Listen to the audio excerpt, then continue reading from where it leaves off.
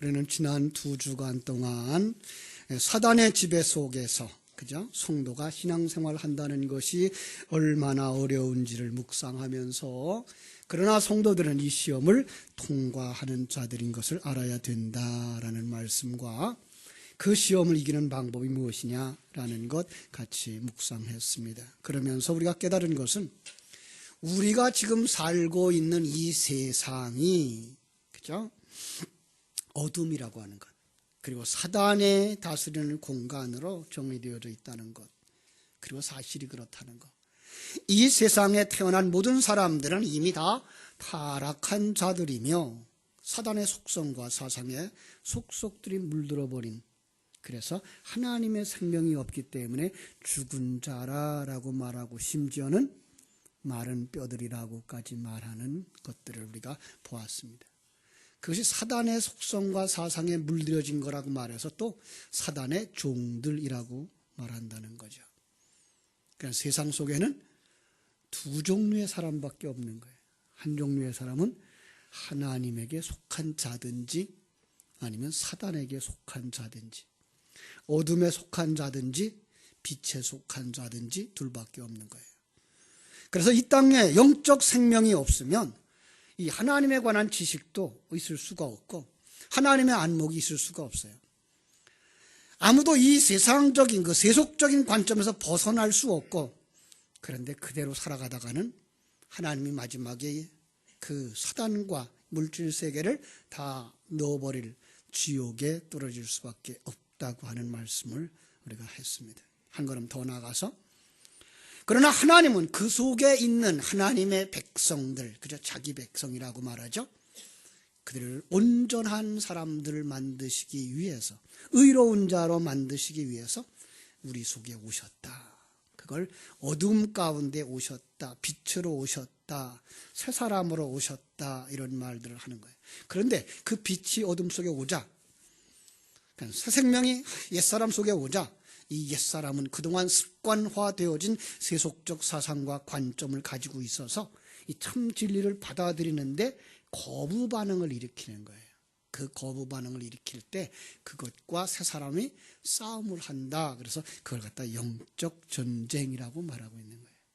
그러니까 요한계시록에 나오는 6장부터 18장까지의 그 무시무시한 영적 전쟁들은 이 밖의 세상에서 일어나고 있는 것이 아니라 바로 우리들 안에서 일어나고 있는 진리와 비진리, 빛과 어두움, 하나님의 사상과 사단의 속성이 싸움을 하는 아주 끔찍한 전쟁인 것을 가르쳐주는 것을 알 수가 있습니다. 그래서 하나님의 도움이 없이는 우리도 이 시험에서 이길 수가 없고 누구도 이길 수가 없어요. 아들로 태어난다는 것, 그건 절대 불가능한 것을 알고 있기 때문에 우리는 다 예수님을 바라보는데, 그걸 이 성탄절에는 그 아들이 우리 안에 태어난다라는 말씀으로 말하고 있는 거예요.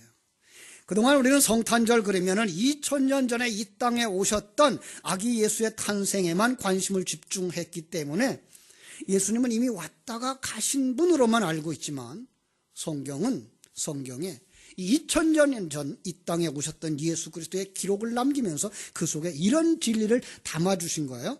성자 하나님은 역사 속 모든 사람들에게 찾아오신다. 오늘 우리에게도 찾아오신다. 그에게 잉태되어지고 그를 아들로 태어나게 하신다라는 것이 바로 성탄절에 담겨진 진리인 거예요. 그러므로 성탄은 모든 역사 속에서 하나님의 나라를 사모하는 사람들 속에, 기다리는 그들들 속에 일어나는 사건인 거예요. 좀 어렵죠. 이제까지 우리는 성탄절 그러면 2000년 전 예수님이 이 땅에 오셨던 그 예수의 오심만 생각했는데, 조금 확대해서 이것은 바로 모든 성도들 속에 태어나는 예수 그리스도의 생명, 바로 그것으로 말하고 있기 때문에 그렇습니다. 자, 오늘 한번 그 사실을 정리해 보도록 하겠습니다. 성탄을 기다리고 준비하는 사람들을 만나는데요, 우리가 오늘날은 정말 이 성탄절이 너무나 왜곡되어져 있는 것을 우리가 알죠. 그죠? 그러니까 성탄절의 깊이를 묵상하기보다는 그저 연말, 그죠? 모이고 누리기 할 만한 어떤 하나의 이유가 되어버렸어요. 그래서 성탄절에 카드를 이렇게 구입하려고 문방구나 이렇게 기독서점에 찾아가 보면 성탄, 그 예수 그리스도의 탄생이나 새 사람에 대한 그런 그림보다는 그냥 아주 흥미 위주의 익살스럽고 또 한번 웃자고 만들어낸 카드들이 너무나 많아요. 마치 성탄절이 돈벌이 하라는 사람들의 장사 수단으로 전락해버린 것 같아요. 안타깝죠. 교회의 장식은 점점 간소화되어지고 있습니다. 그런데 비해서 상점이나 백화점에 그 장식하는 것들은 점점 더 화려해지고 점점 더 규모가 커져가는 것도 바라보게 됩니다. 안타깝죠. 우리는 거기에 휩쓸려 가지 말아야 할 것입니다. 왜냐하면 성탄을, 아기 예수를 기다리는 사람들이기 때문에 그렇습니다. 자, 오늘 말씀 속에서 우리는 예수를 기다리는 사람들이라는 제목으로 우리가 같이 말씀을 나누는데, 성탄을 기다리는 사람들이 어떤 사람들이 있었을까요? 마태복음, 우리가 본문이죠. 마태복음에 나오는 성탄의 이야기를 하면서 제가 마태복음은 출애굽의 순서대로 전개되어지고 있습니다 라는 얘기를 했어요. 그 출애굽이 시작되기 전에 그럼 상황은 어떠했을까요? 애굽의 상황이죠. 그 애굽의 상황이 예수를 필요로 하는 상황이었다가 되는 거예요. 그것이 바로 우리 옛사람의 상태였다라는 것이 되는 거고요. 우리가 성탄을 기다리는 조건들이기도 한 것입니다. 애굽 속 이스라엘 사람들의 모습은 아직도 예수님을 왕으로 모시지 못한 이들의 상태라는 것입니다. 어떻게 표현했어요? 제가 말씀드렸어요. 복음서가 시작되어지기 전에 400년을 암흑기라고 말한다. 그것은 하나님의 계시를 깨닫지 못한 자들의 삶, 어둠이다라고 말했어요. 그 상태가 출애굽기에서는 이렇게 묘사되어져 있어요. 바로 왕의 수하에서 그들의 감독을 받으면서 바로를 위하여 비돔과 람셋을 건축했다라는 거예요. 예. 그러니까 하나님을 모르는 사람들은 바로 상징이 누구죠? 사단의 상징이에요. 그러니까 사단의 수하에서 사단의 지시와 감독을 받으면서 사단을 위하여 비돔과 람셋은요, 왕궁이고요, 그리고 신전이에요. 자기 왕궁을 세우고 자기 신전을 세우는 거예요. 근데 그것을 바로의 신전이라고 말하지 않고 자기 신전이라고 말하는 거예요. 여러분의 왕국이다, 여러분의 신전이다, 이렇게 말해서 자기 왕국을 세우는 자들인 것을 알 수가 있습니다. 성경은 그것을 어둠이라고 말하고 애굽화되어졌다고 말하고 세속화되어졌다고 말하면서 그 세속화의 주인공이 누굴까요? 사단이에요. 그래서 사단의 종되었다라고 말하고 있는 거예요. 하나님은 그 속에 하나님의 백성들, 여러분과 나를 구원하시려고 독생성자를 보내시는 것입니다. 독생성자를 보내시는 그 과정을 마태복음 2장에서 우리가 읽어보았습니다. 새벽마다 나오셨던 분은 기억하시겠습니다만은 우리 2장으로 가서 16절부터 18절 제가 읽어드릴게요. 이에 헤롯이 박사들에게 속은 줄 알고 심히 노하여 사람을 보내어 베들레헴과 그 모든 지경 안에 있는 사내 아이들을 박사들에게 자세히 알아본 그때를 기준하여 2살부터 그 아래로 다 죽이니, 이에 선지자 에레미야를 통하여 말씀하신 바 라마에서 슬퍼하며 크게 통곡하는 소리가 들리니 라헬이 그 자식을 위하여 애곡하는 것이라. 그가 자식이 없으므로 위로받기를 거절하였도다 함이 이루어졌느니라. 자, 예수님의 탄생의 이야기를 지금 하면서 2살 아래의 사내 아이들을 다 죽인 사건과 연결하고 있어요.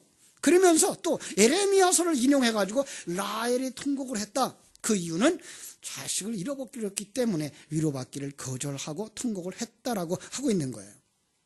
자, 유대인들에게서 라헬은요, 국모예요. 자기들의 어머니예요. 그런데 라헬이 지금 이 라마에서 통곡을 했다는 거예요. 자, 그 이야기를 인용한 에레미야서를 찾아가 보았어요. 에레미야서 31장 15절로 17절을 보면 이렇게 되어 있습니다. 잘 들어보세요. 아니면 우리 마태복음 2장과 비교를 해보세요. 제가 에레미야서 31장 15절을 읽어드릴게요. 여호와께서 이와 같이 말씀하시니라. 라마에서 슬퍼하며 통곡하는 소리가 들리니 라헬이 그 자식 때문에 애곡하는 것이라. 그가 자식이 없어져서 위로받기를 거절하였도다. 똑같죠? 근데 그 다음에 이렇게 되어져 있어요.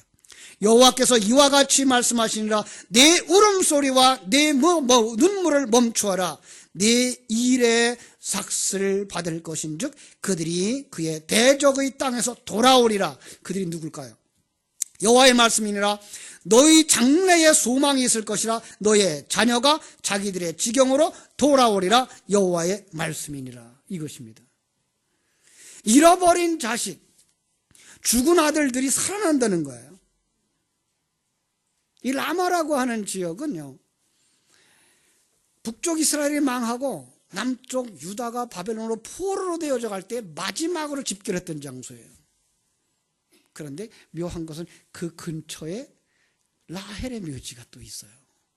그러니까 라헬은 지금 북쪽 이스라엘이 망하고 남쪽 유다가 바벨론으로 포로로 되어져 가니까 걱정을 하는 거예요. 이제 자식을 다 잃어버렸다는 거예요. 그런데 하나님은 뭐라고 약속한 거예요? 눈물을 그쳐라. 울음을 그쳐라. 내 일에 삭을 받을 것인즉 그들이 그의 대적의 땅에서 돌아오리라. 너의 자녀가 자기들의 지경으로 돌아오리라. 이 말씀을 여기서 넣고 있는 거예요. 어디다가? 예수의 탄생의 소식에다가. 예수의 탄생의 소식, 그 사건이 지금 어떤 일을 밀어내고 있죠? 만들어내고 있죠? 2살 아래 사람들을 다 죽게 만든 거예요.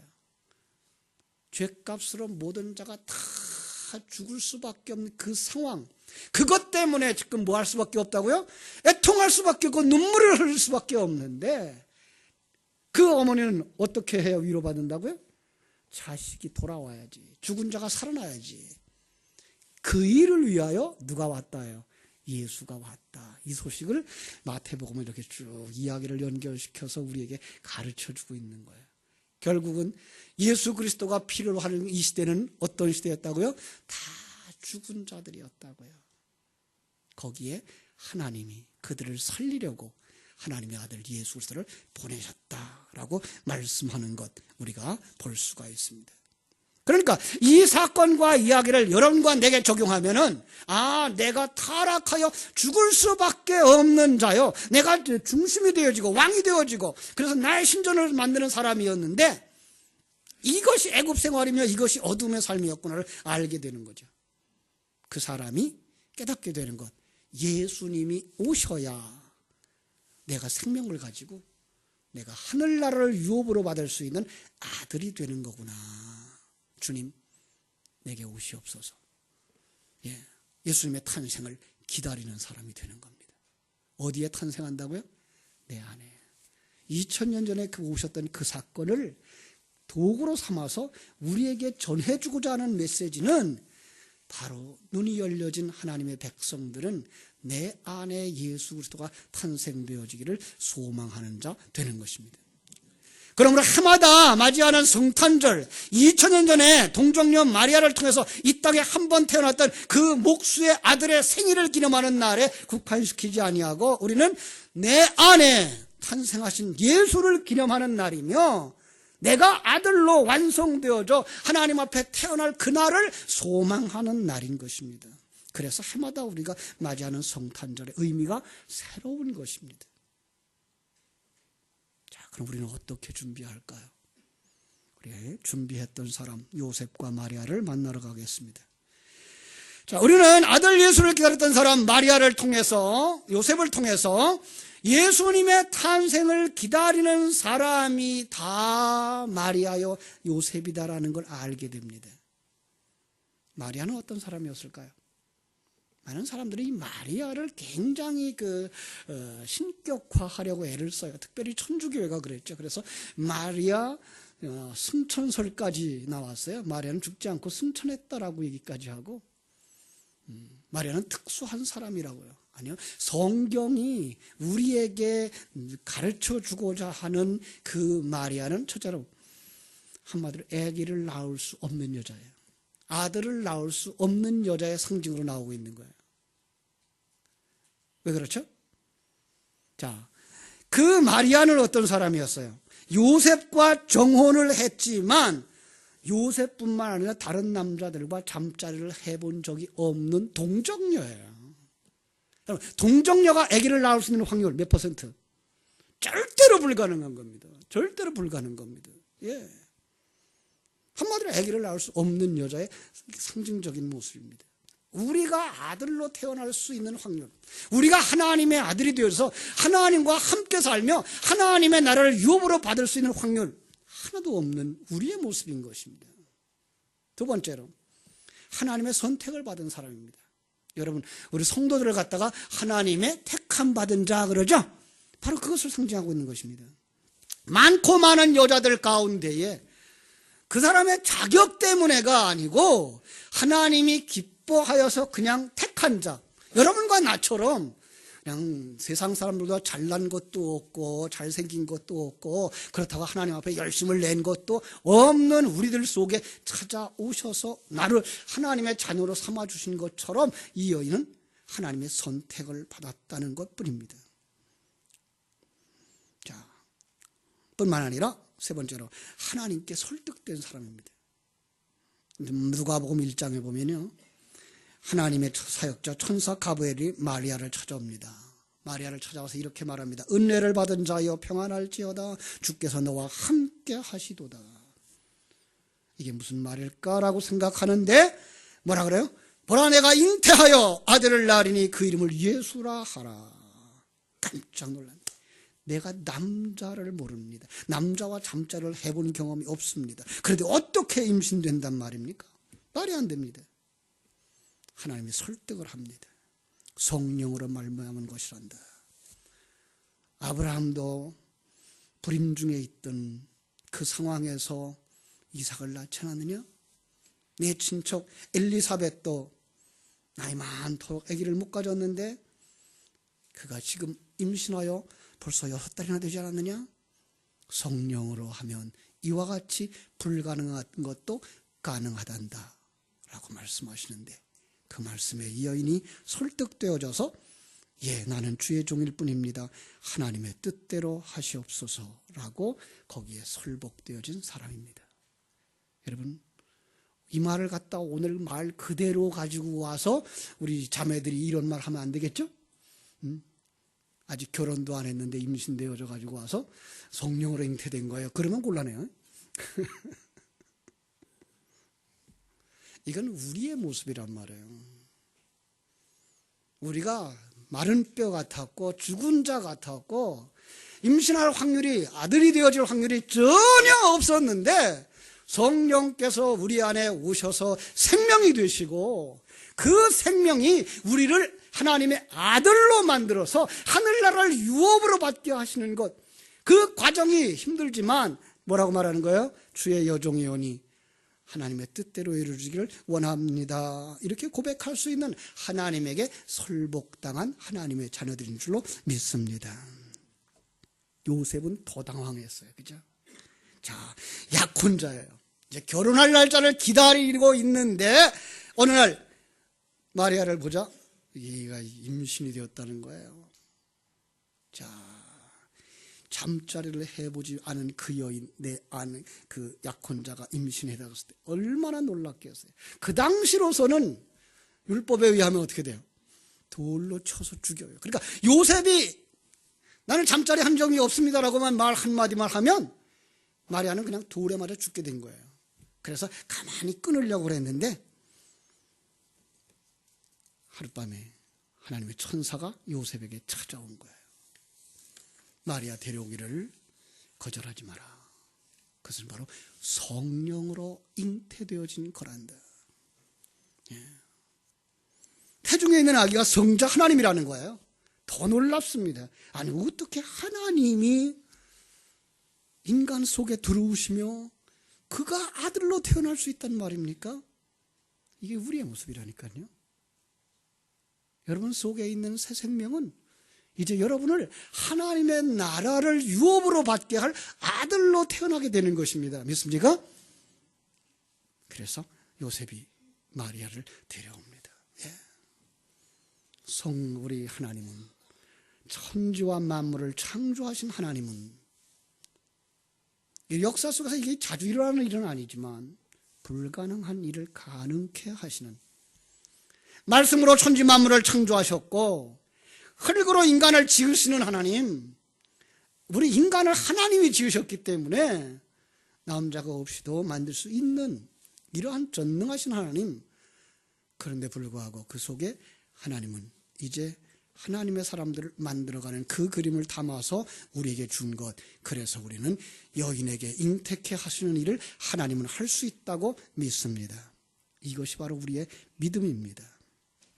자, 더 나아가서 우리 절대 불가능한 상태, 여러분과 내가 아기를 낳을 수 없는, 아들이 될 수 없는 죽은 자요, 하나님의 생명을 가지지 못한 자였는데 하나님은 우리에게 그 생명을 주셔서 하늘나라를 유업으로 받는 아들이 되게 하는 일을 하신다는 사실을 믿는, 이것이 바로 믿음입니다.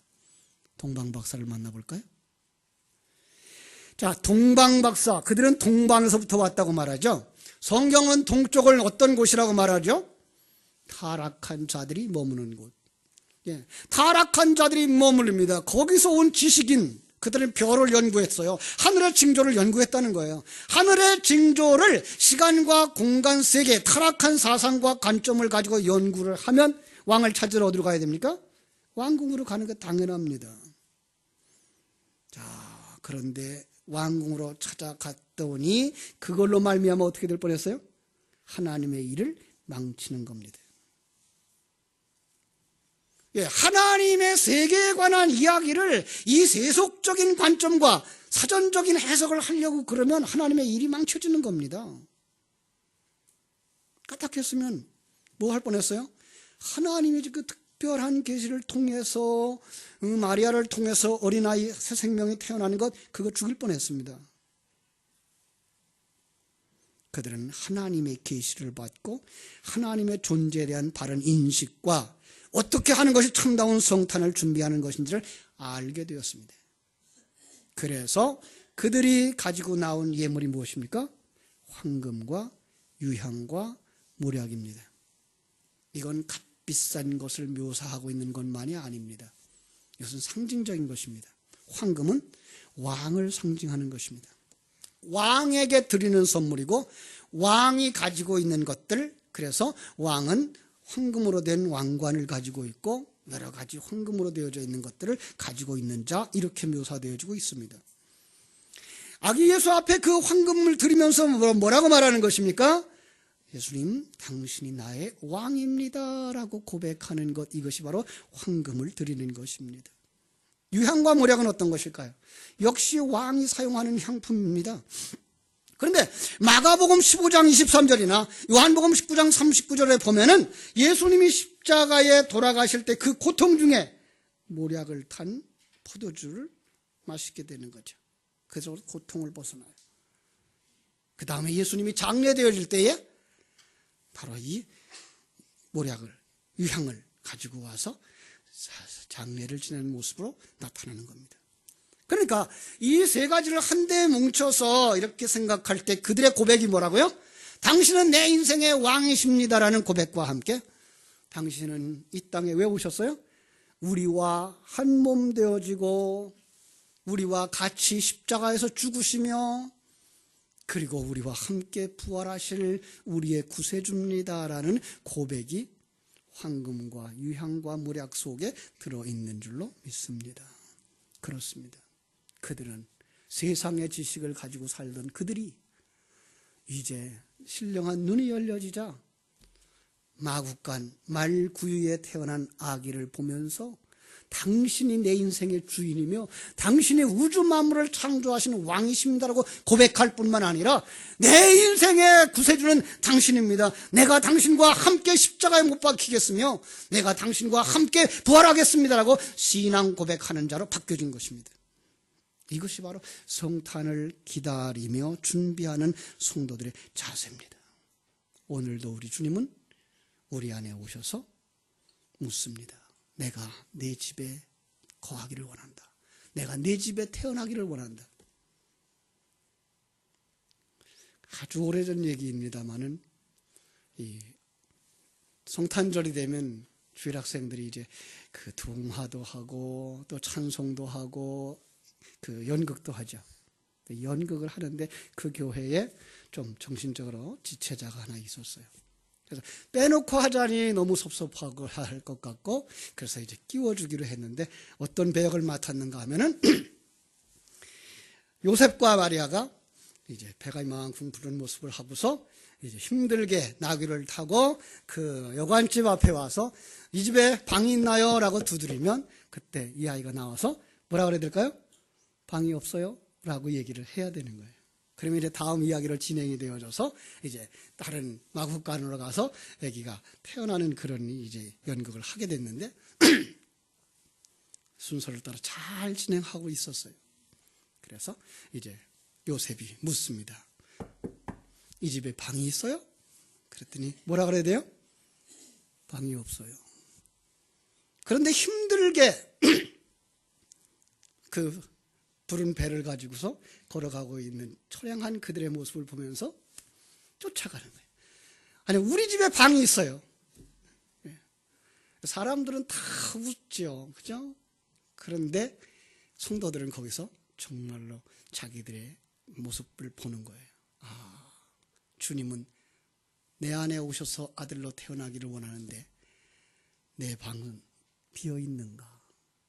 너무나 세상 것이 많아서, 내 삶에서 너무나 세상 것들로 많이 가득 차 있어서 예수님을 내 안에 모시고 예수님을 왕으로 모시고 예수님과 함께 십자가 지는 길을 가며 하나님의 아들로 태어나고자 하는 그 마음에 여유가 있는가? 그것이 없어서 주님 방이 없습니다. 그래서 예수님을 내쫓고 있는 모습은 아닌가를 묵상하면서 많은 은혜를 받았다 그럽니다. 사랑하는 여러분, 해마다 성탄절을 맞이하면서 흰눈이 내리는 성탄절, 반짝이는 등불을 반짝이면서 뛰놀던 추억만을 그리워한다거나 2000년 전에 이 땅에 오셨던 그분의 몸을 여관이 없어서 마국간에 태어나심, 헤롯의 위협, 동방박사들의 경배를 받았던 그 사건으로만 기약하는 것이 아니라 내 안에 왕으로 오시는 그분, 나와 함께 십자가를 지고 죽음의 길, 자기 부인의 길을 걸어 하늘나라를 유업으로 받게 만드실 그 하나님의 아들이 내 안에 오심을 바라다 보면서 오늘도 우리 안에 오시기 위하여 우리의 마음을 두드리면서 방이 있나요? 라고 물으시는 주님의 음성 앞에, 주님, 제가 여기에 내 집자리, 내가 살던 자리, 내가 잠자던 아랫목을 들여서 여기에서 아기가 태어나기를 원합니다라고 그 예수를 영접할 수 있는 하나님의 사랑을 입은 자들, 그들이 예수의 성탄을 기다리는 자들이요, 그들이 준비하는 자들인 줄로 믿습니다. 여러분들 이후에 여러분들의 모든 성탄을 기다리며 여러분 모두가 성탄을 기다리며 준비하는 동방의 박사들이 아니라 하나님의 나라를 아는 박사님들이 되시고, 참으로 동정녀 마리아가 아니라 이제는 아기를 잉태한 마리아가 되어져 여러분들이 아들로 태어날 날을 소망하면서 매일매일을 기쁨과 감사로 살아가는 복된 자들 되시기를 주님의 이름으로 축원합니다. 기도하겠습니다. 하나님 우리 아버지, 우리는 성탄절 그러면 2000년 전에 있었던 유대 땅 베들레헴의 마국간에서 태어나셨던 목수의 아들로만 기억하는 이러한 오류에 빠져 있었습니다. 세상 사람들이 성탄의 아름다움을 잃어버리고 자기들의 기쁨과 즐거움만 추구하고 장사하는 곳에다 예수의 성탄을 사용했던 것처럼 곡해한 것과 또 다를 바 없는 우리들의 모습이었습니다. 그러나 오늘 우리들에게 가르쳐 주시는 성탄은 오늘 사랑하는 성도들, 하나님의 빛이 없어서 어둠 속에 살다가 지옥에 갈 수밖에 없었던 우리들 속에 하나님의 생명으로 오셔서 우리를 아들로 태어나게 하시는 그 예수의 내 안에 오심, 그걸 사모하고 기다리는 자들의 아름다운 경배인 것을 다시 한번 깨달아 알 수 있게 해주신 것을 감사합니다. 이제 성탄절이 오기까지 다시 한번 이 부분을 묵상하면서 주님, 내가 주님을 위하여 방을 준비합니다. 내가 주님을 위하여 이렇게 황금과 유향과 물약을 준비합니다. 내가 죽으면 죽겠습니다라는 고백을 가지고 내가 주의 종이니오니 하나님의 뜻대로 하시옵소서라고 말할 수 있는 마리아가 되기를 원합니다. 고백할 수 있는 성도들, 바로 아들로 태어나는 역사가 사랑하는 성도들 속에 있게 하여 주시옵소서. 감사하며 예수님의 이름으로 기도하옵나이다. 아멘.